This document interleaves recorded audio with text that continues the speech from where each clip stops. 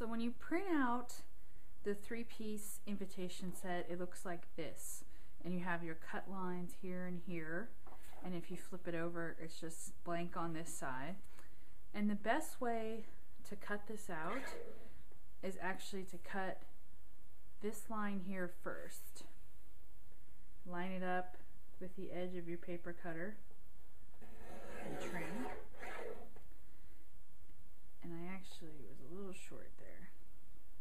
Wasn't exactly on the line. Trim it.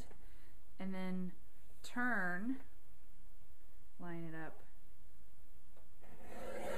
trim, turn. And I'm just lining up the edge of the invitation in this top corner, like so. So that gives you the invitation. And what's great about this is if you were to print just on pre-cut 5x7 paper, the design wouldn't go all the way to the edge, but because this is printed and then cut, you can actually control the design to bleed all the way to the edge. That's a printer's term. Now to cut out these, it's the same way. Start with one corner. It doesn't really matter which corner. And I think it's better to do the whole outside first. I'm just turning, trim, and now the last cut is the one that cuts them down the middle. Like so. So that gives you on one 8.5 by 11 sheet of paper, which saves you money when you print because you can just print one color copy. You get all 3 pieces for your invitation set, and it's just that easy to cut out. So what I have open here is the 3-piece wedding invitation set, and this is the template that will make your invitation, your RSVP card, and your enclosure card. And I just wanted to show you how you get your wording into the template. And to do that, I'm just going to zoom in here and show you that each of these areas that have text is actually a text box, and you can double click and you can type in your own wedding wording here. So let's say it's just Mr. John Smith. And the font that I'm using here is called Trojan Pro. This font is optional. You can make it any font you wanted. And if you don't have it on your computer, Word is going to auto replace it with a font that you do have on your computer. So if you open it up and it doesn't look exactly like this, it's because Word is using a font because you don't have Trojan Pro. And if you would like to use this font, you can download Trojan Pro as well as the script font that I'm using here called Champion for free, and there's a link provided to that on the project page on the blog.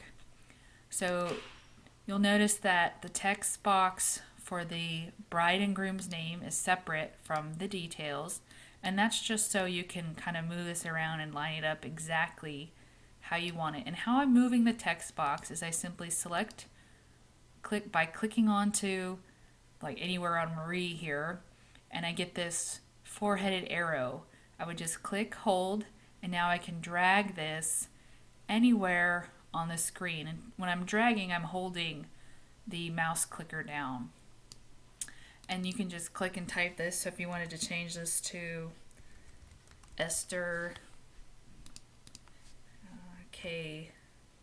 Brown, it's just that easy. You can also change the color. So let's say instead of having the names in green, you wanted them to be in a peach color. To do that, you would just click, highlight the name, go to the home menu, come over here to the font color tool, click the down arrow, and you can click peach from the menu there. Oops, I don't think I clicked it. Let's try that again. So you can select peach from the menu there, or if you don't like that shade of peach, you can go to more colors, and that brings up this color wheel, and you can pick any color of the rainbow, and you can even darken the peach a little bit by dragging this up and down. and then click OK. So that's how you change the color. You can also change the size. And again, click highlight what you want to change, come up here to your font size, and you can make it bigger or you can make it smaller. It's completely up to you. Now, let's say over here on your enclosure cards, you wanted this card to be your RSVP card. You can actually move these text boxes around.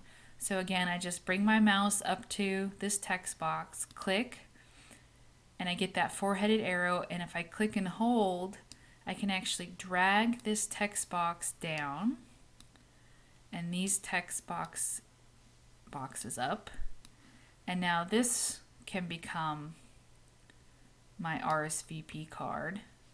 Oops, all I'm doing is just swapping these around. Just by moving text boxes, I can switch which card is my RSVP and which one is my reception card. And if you're having your reception and wedding at the same location, this card may be useful to include, say, driving directions or recommended hotels for out-of-town guests, or any information other than time, date, and place that you want to convey to your wedding guests is a great way to use this card. Well, I hope you find this template easy to use and that you create something magical for your wedding using this simple to use word template. Enjoy.